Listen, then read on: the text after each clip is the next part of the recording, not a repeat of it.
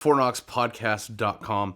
This is going to be a what's in rotation on top of me eating crow on something that I actually recently just picked up along with within a day or two of this other rifle.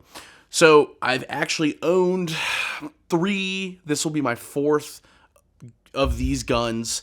I've never kept them long enough to even really have an opinion on them.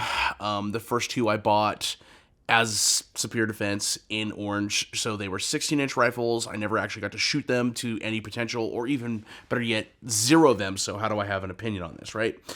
I don't. So then I bought a 300 Blackout version, as you probably already know, was a canebrake. From that being said, you absolutely know what gun this is. So this is something that I recently just picked up.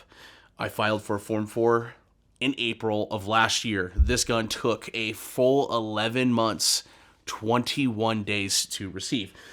So, as you can tell, it has the carbon rail on it, which means that it is a Gen 1. This is a Legacy MCX.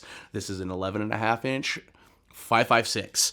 And I'm just fucking waving this thing around like it doesn't really weigh anything, because it really doesn't. It's not that bad, right? So, I got this gun. I was extremely stoked on it. I zeroed it. Come to find out, there's only like 2 handguards that really fit, and if you know more handguards, slide in the fucking DMs and tell me that I'm wrong. But here it is. This is it right here.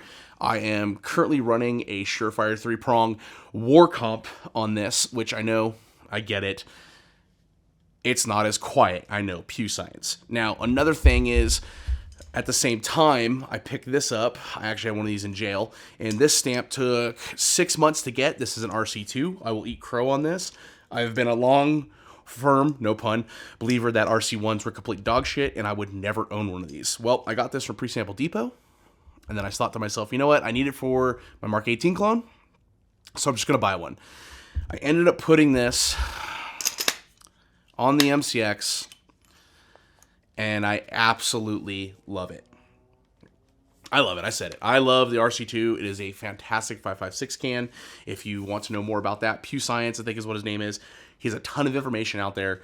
What muzzle device is the best and all that other shit. But for me, it's rugged. I like the mount so far. I haven't fucking got it stuck on there. Yeah, so there it is. Now, the other thing, too, about this gun is, like I said, it is a Gen 1, so the rails are kind of difficult to find, other than the standard one, and then the 11, whatever, I think this is a 10.5-inch Lancer, which is kind of big. I just got this. Got the PEC 15 out front. Obviously, got the Kate Moss stock. Fun fact, the reason why I actually bought this gun was I wanted the stock, because these stocks are like $500. So it made sense for me to buy the complete gun, which I got for a really good price because it was sitting on a shelf here locally at a shop, and it had been there for a handful of years, obviously since it came out, because no one wants to buy Form 4 guns anymore. Also, that 1 year, almost full year on that Form 4 was a paper tax stamp. It was not an e-file, so don't get your fucking panties in a bunch. And then obviously I'm running the T2 on the Unity because that is my go-to. I haven't changed the charging handle because I have yet to find one. I haven't changed the trigger. I kind of just been digging this one. Gun is really accurate for what it is. It definitely has a weird barrel profile out front. I might have to follow up with SIG and get the Legacy fix, because I know that there was a recall on this gun.